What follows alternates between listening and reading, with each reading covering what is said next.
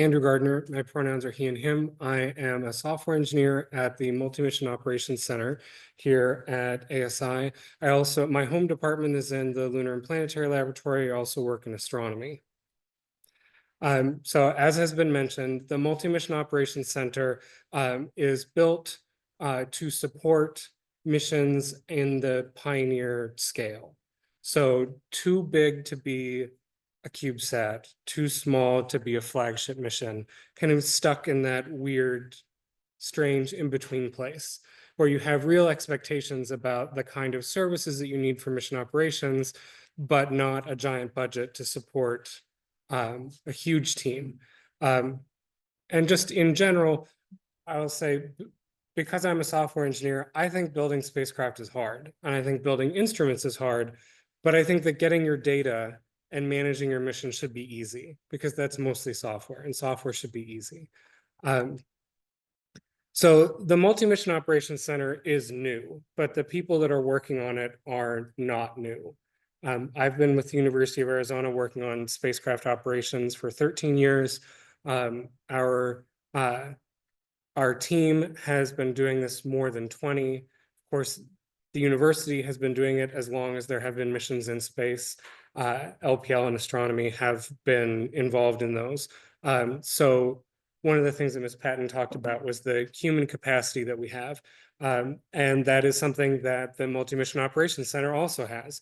We have folks who have worked on Cassini and Phoenix and OSIRIS-REx and are still working on OSIRIS-APEX, on Mars Odyssey, on Lunar Reconnaissance Orbiter, and on Messenger. We speak English, Spanish, French, and German, and all of the programming languages that your heart could desire, or not desire, I suppose, because we've done a little bit of everything.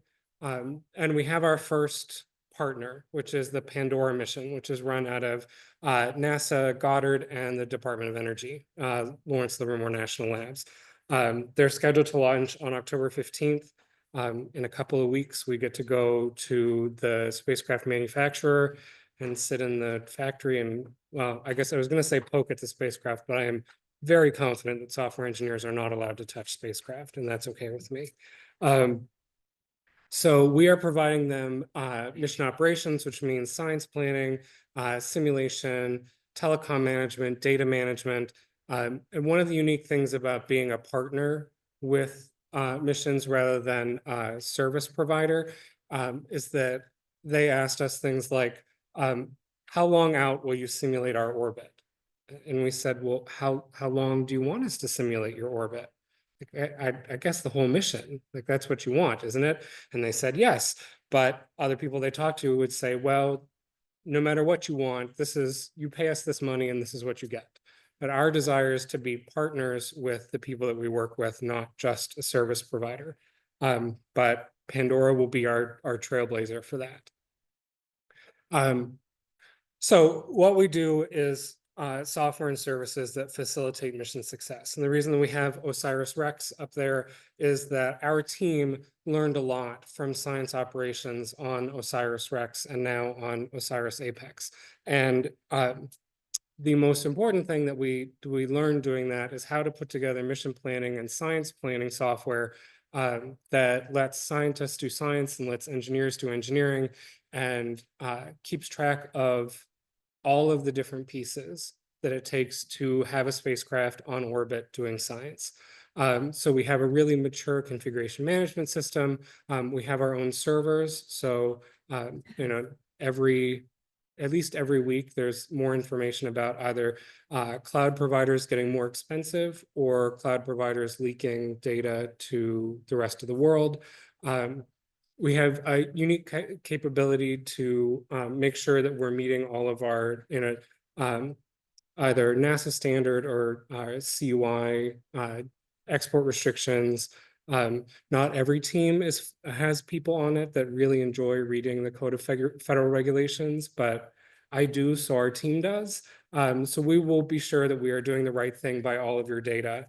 So we have our own software platform, which is called Astrolabe, which is a descendant of JPlanner 2, which was used to do all of the science operations on OSIRIS-REx. We also deploy OpenC3 Cosmos because that is what everyone in NASA expects for Pioneer class missions and smaller. I think that's it. Yeah, and under 10 minutes too, which is setting a good precedent here. Do you have questions? Okay. Well, we would really like to work with. Oh, yes, we do have a question. Okay, so Cosmos is open source software that now has OpenC3 is a company that supports commercial enterprise version of Cosmos that talks to your spacecraft, lets you look at all the packets that come down from your spacecraft, lets you plot all the data as it comes down. Our Astrolabe software platform is what happens after the data gets down and you've decided that everything is okay. Your instruments are healthy, your spacecraft is healthy. That's what Cosmos is for, getting the data down and deciding your spacecraft is healthy. And then after that, Astrolabe is our platform for formatting the data in a way that scientists will be able to look at it and do science, formatting it in a way that engineers can make sure that the instruments are performing the way they expect. Anything else? Oh, yes. Oh, yes, thank you. That's an excellent question. The question was, do we have to have people in the building to operate the spacecraft? And the answer is no.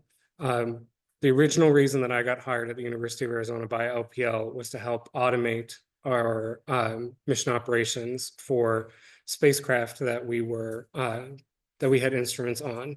And so we Pioneer class missions do not have the budget to staff 24/7 support. And so the combination of our software and our procedures means that we don't have to have a person in the loop the whole time because it is automated. And so that significantly lowers your the cost of getting your data down and getting all of the getting data to scientists so that they can do their work. But we also learned, I guess, one important thing about OSIRIS-REx was that every single science observation slewed the spacecraft. And one of the ones from before was Mars Odyssey. Mars Odyssey, which is still on orbit at Mars after more than 20 years after launch, it was 13 years before Mars Odyssey did a maneuver specifically for an observation. They're on orbit more than 50,000 orbits before they slewed the spacecraft just to do an observation. OSIRIS-REx and Pandora also will slew the spacecraft, move the spacecraft for every single science observation. And that forced us to do a lot of automation and a lot of automating flight rule checking and things that you just are not common for every mission. So we learned how, and now we're going to keep doing that. One more question. Okay. Well, thank you all very much.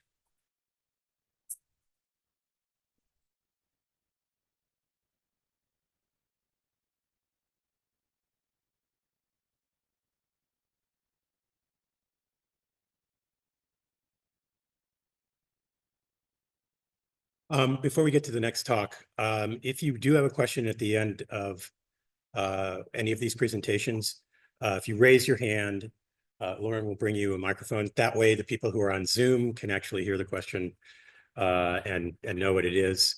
Also, if you're a speaker and you get a question, repeating it is always a good idea so that everybody who might not have heard it will have an opportunity to know what is being answered.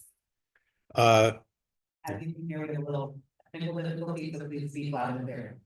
Yeah. Okay.